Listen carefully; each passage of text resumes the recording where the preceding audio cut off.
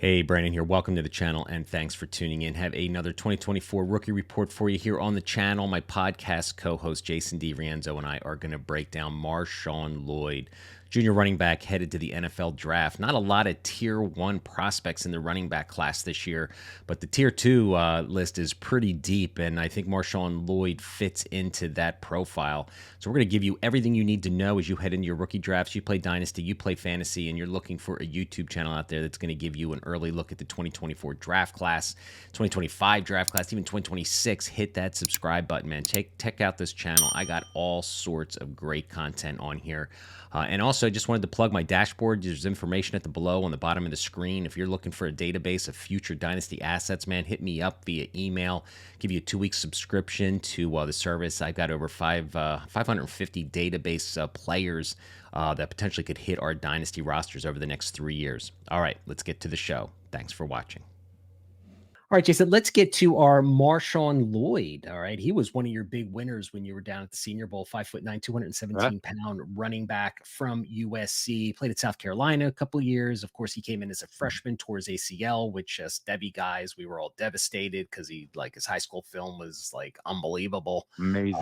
Yeah, Amazing. So I'm glad in my C2C and Devy leagues, I've got shares still sitting on my bench, thinking he was a dead asset after that because he really didn't do much. uh, Then he goes to USC, has a really productive season, career statistics, 289 yards, 1,609 yards. You can see that's not a whole lot. 19 touchdowns, 5.6 average. Had 34 receptions, 449 yards, averaging 13.2. I know you're going to talk probably about his pass catching ability. I know that was one of the things you coming back from the Senior Bowl saying that it was he put on a really good display down there. So I'm anxious to hear what you have to say about that. He had 8 fumbles. Something I'm going to kind of talk about. His ball security is something that has been an issue his entire career, but his PFF stats across the board are pretty solid. His rushing grade 87.2, yards after contact 3.97. That's in the higher percentile of college football players. And his elusive rating is one of the higher ones, 177 in college football. So, we does got, not surprise me.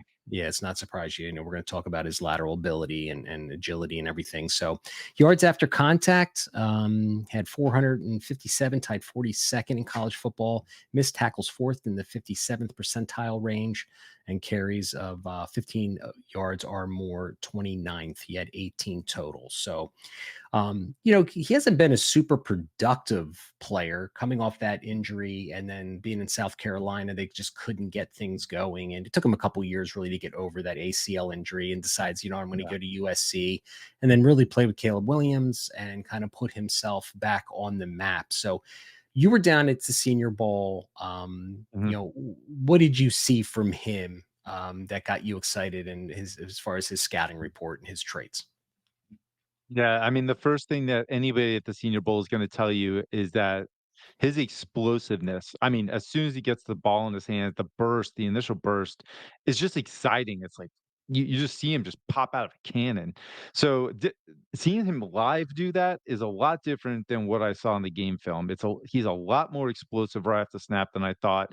His cutting ability, I mean, I keep referring back to that spring game on that catch because it's the only thing that I know that everybody's probably seen because everybody got really excited that I could say that is normal for him.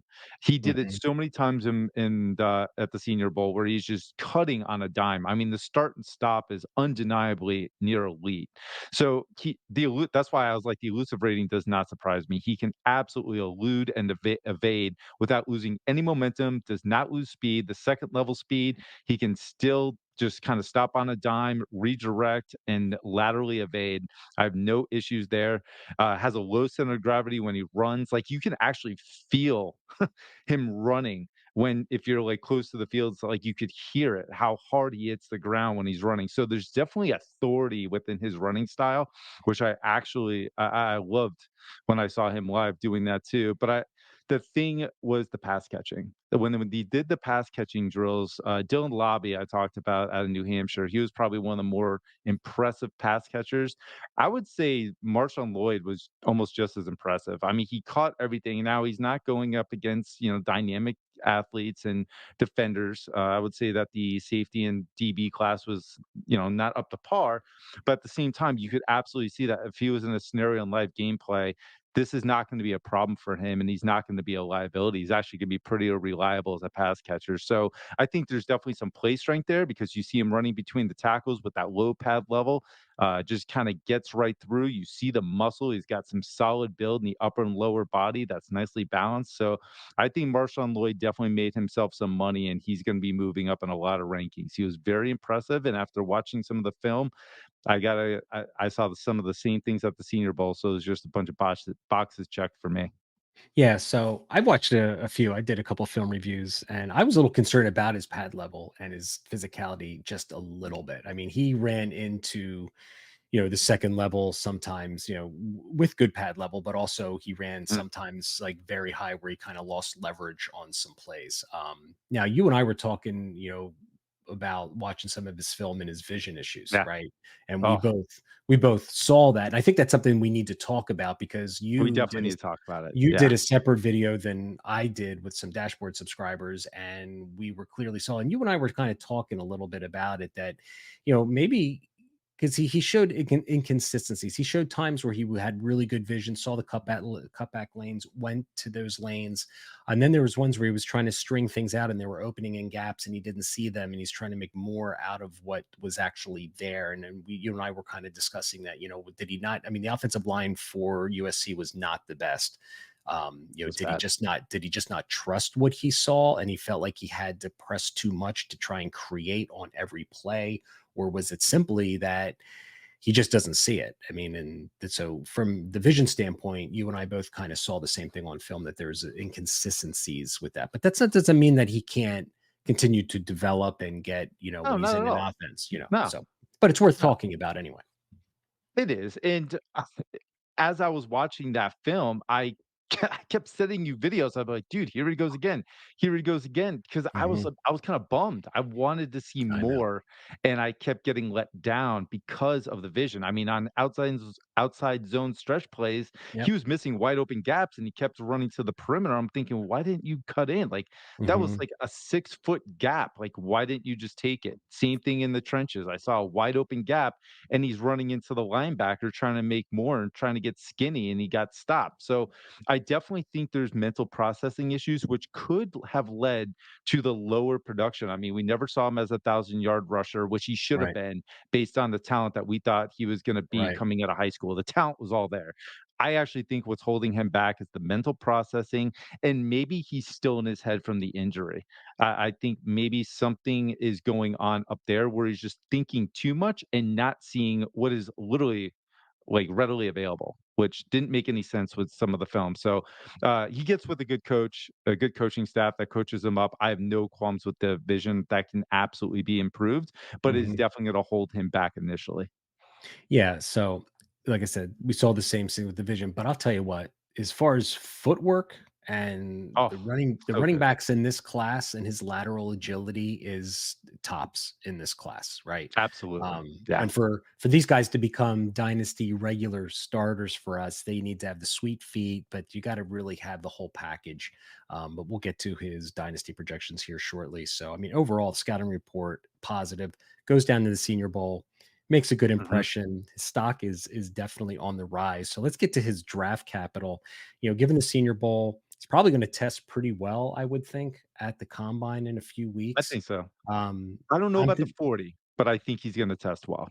yeah, maybe the cone drills and the Cone splits and drills, stuff he's going like to that. excel. Yeah. Yeah, yeah. There's this initial 10. Was it the 10-yard split or something like that? The first, Yeah. 10-yard split thing. should be great. It's just Yes. the overall 40 Yeah, might and I'll be be honest with you, for me, not as I impressive. don't care about 40 I times don't for either. running backs. Nope. I think it's the most overrated stat ever. I think people just, get too hung up on that. It's all about the short area quickness for Yeah, me with running backs.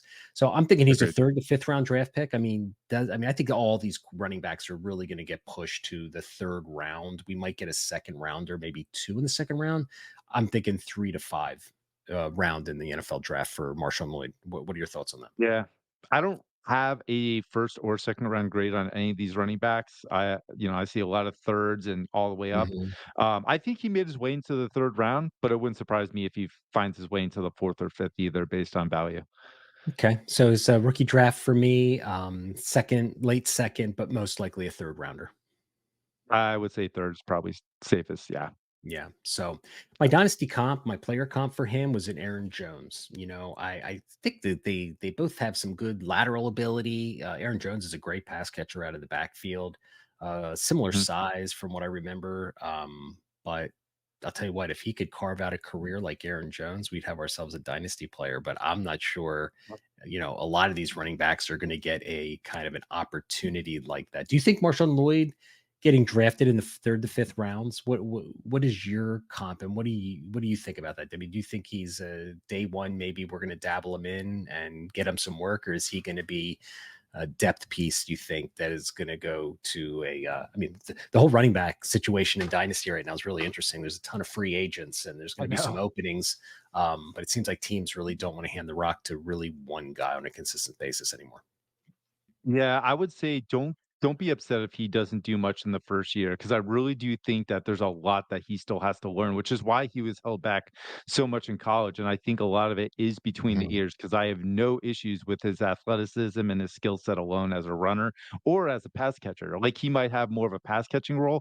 Like, my comp is Khalil Herbert. I watch a lot of Khalil Herbert as a Bears fan, and I see Khalil Herbert's not the fastest, but he has that lateral agility. He has those instincts behind the tackles to just cut at a dime and know exactly when to execute a Mhm. lateral move.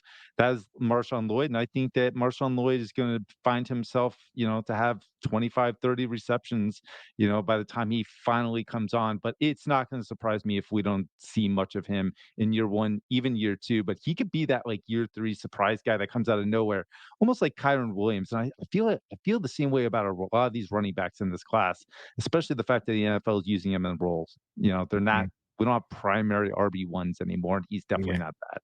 Yeah, and landing spots matter. That's just the way it Yeah, is. I mean, it's that's without a just the doubt. way it is. It's so funny you have Clear Herbert because he was on my list of comps when I was looking at Marshawn Lloyd. Oh, You really? know, See, yeah, yeah, he great was. minds. Yeah, Yeah, I like that, and we'll have to see, when he gets on the field. But I would agree with you. right.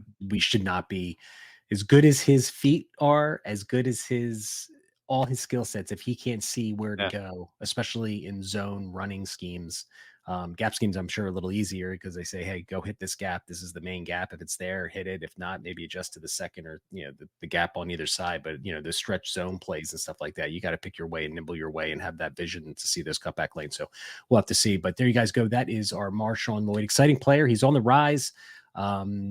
In the big tier of running backs that we have in 2024. You know what I mean? It's not like I don't know. Is there a tier in running just backs right all. now? I don't know if there I is a mean, tier. There may be one, like two tiers for the top 10. I don't know.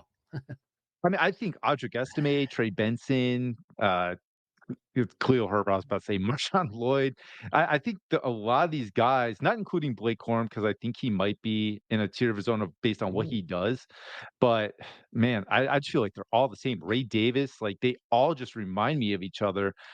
But little tweaks as far as athleticism, 40 times and stuff is just going to separate them. Yeah, and it's going to come down the landing spot and what team is going to give one of these cats an opportunity is That's all it really takes. what Yeah. it's going to be. So, all right, guys, Yep. there's our Marshawn Lloyd rookie report. Exciting player. So.